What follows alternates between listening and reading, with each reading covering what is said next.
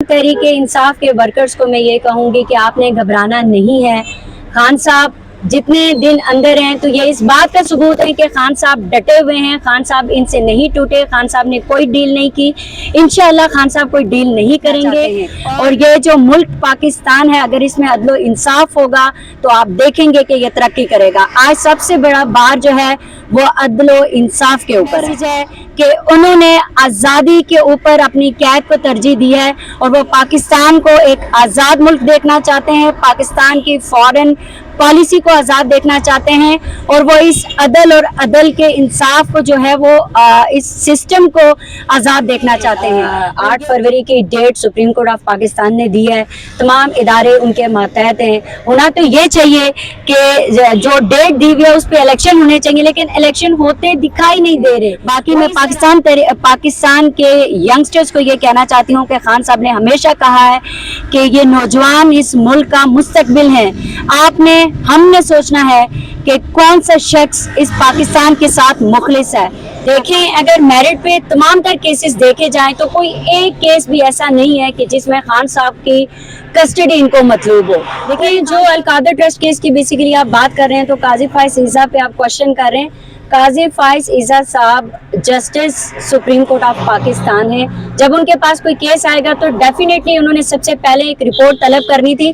अब रिपोर्ट क्या आती है ये आई डोंट थिंक सो कि काजी फाइज ईज़ा साहब को पता थी या किसी जज को पता होता है कि क्या रिपोर्ट आनी है। कोई खान साहब से इन्होंने रिकवरी नहीं करनी, कुछ भी नहीं। खान साहब को विदाउट एनी रीजन जो है बिहाइंड द बार सिर्फ इलेक्शन कैंपेन से दूर रखने के लिए किया है।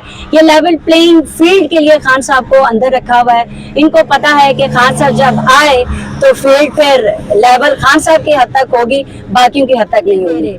वो इस तरह कि आपने एक पार्टी को क्रश किया हुआ है। पाकिस्तान की सबसे बड़ी पार्टी है पाकिस्तान तहरीक इंसाफ है, उन्हें आप वर्कर कन्वेंशन भी नहीं करने देते, फिर आप कहते हैं कि हम फेयर इलेक्शन लड़ने की बात कर रहे हैं। 8 फरवरी को इलेक्शन होने चाहिए और हमारी ये डिमांड है कि पाकिस्तान तहरीक इंसाफ को आप लेवल दें, आप फील्ड दें, हम लेवल खुद ही कर लेंगे। कोर्ट ने समन किया है बहुत एक्यूज पर्सनस को, यानी कि इमरान अहमद खान न्याजी और शाह महमूद कुरैशी साहब को कोर्ट ने समन किया है कि उन्हें पेश किया जाए। पहले तो जब खान साहब बाहर थे तो वो इन पर्सन खुद पेश होते थे। अब चूंकि सरकार की तहवील में है तो सरकार को वारंट इशू हो गए हैं कि आप यहाँ पे प्रोड्यूस किया जाए बोथ एक्यूज पर्सन्स को। अब देखते हैं कि सरकार उन्हें प्रोड्यूस करती है या नहीं। हाई कोर्ट ने भी सरकार को यही ऑर्डर दिया है कि जुडिशियल कॉम्प्लेक्स के अंदर जहाँ पे कोर्ट ने बुलाएगी आपने वहाँ पे प्रोड्यूस करना है। आपको क्या लगता है कि सरकार किसी किस्म की बदनीति से काम तो नहीं लेगी और दोबारा से जेल में ही ट्रायल किया जाएगा? देखिए, डे फर्स्ट से बदनीति पे ही तमाम तर केसेस बनाए गए हैं। ये तमाम तर केसेस जितने भी हैं, साइफर हो गया, अलकादर ट्रस्ट केस हो गया या तोशा खाना केस हो गया, खान साहब के ऊपर ये जो केसेस इन्होंने 200 से ज़ायद बनाए, तमाम फैब्रिकेटेड, बोगस और प्लांटेड FIRs हैं, प्लांटेड केसेस बनाए गए हुए हैं। तो तमाम तर mala fide on the part of prosecution है, on the part of state ही है। और हमें खदशा भी है कि खान साहब को जो 28 डेट साइफर केस में भी है और इंसदाद दहशतगर्दी की हमारी बेल्स भी थी, उनमें भी 28 की ही डेट लगाई गई है और कोर्ट ने जो है 28 को खान साहब को भी तलब किया है, शाह महमूद कुरैशी साहब को भी तलब किया है। तो ये अब आप भी देखेंगे और हम भी देखेंगे कि मेलाफाइडी किसके पार्ट पर होती है। अच्छा, कल से एक लेटर जारी हुआ है मशरिक अखबार का। सुप्रीम कोर्ट ने कोई नोटिस जारी किए थे और जवाब जमा कराने का कहा था।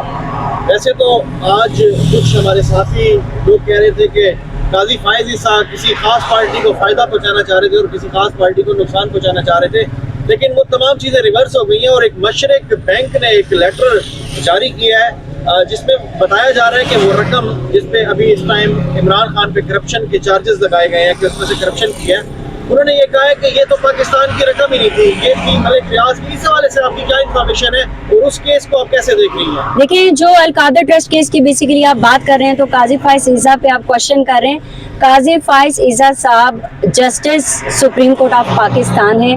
جب ان کے پاس کوئی کیس آئے گا تو ڈیفینیٹلی انہوں نے سب سے پہلے ایک رپورٹ طلب کرنی تھی. اب رپورٹ کیا آتی ہے یہ آئی ڈونٹ تھنک سو کہ قاضی فائز عیسیٰ صاحب کو پتہ تھی یا کسی جج کو پتہ ہوتا ہے کہ کیا رپورٹ آنی ہے. اب اس رپورٹ میں جو مشرق بینک نے لیٹر جاری کیا ہے اس سے تو ان کا اپنا کیس ہی سارا جو ہے وہ خراب ہو گیا ہے. اب اس کے اوپر ہم دیکھیں گے کہ پروسیکیوشن کیا ایویڈنس دیتی ہے.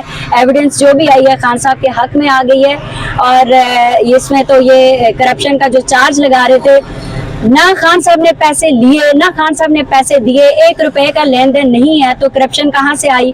اور پھر یہ ثابت ہوا کہ خان صاحب سچے ہیں اور وہ حق اور سچ کے ساتھ کھڑے ہوئے ہیں. کرپشن کا کیس ان کا انہوں نے خود ہی خراب کر دیا.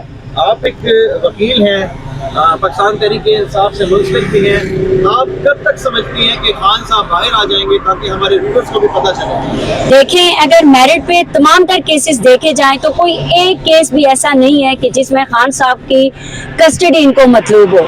کوئی خان صاحب سے انہوں نے ریکوری نہیں کرنی, کچھ بھی نہیں. خان صاحب کو وداؤٹ اینی ریزن جو ہے بیہائنڈ دا بار صرف الیکشن کیمپین سے دور رکھنے کے لیے کیا ہے.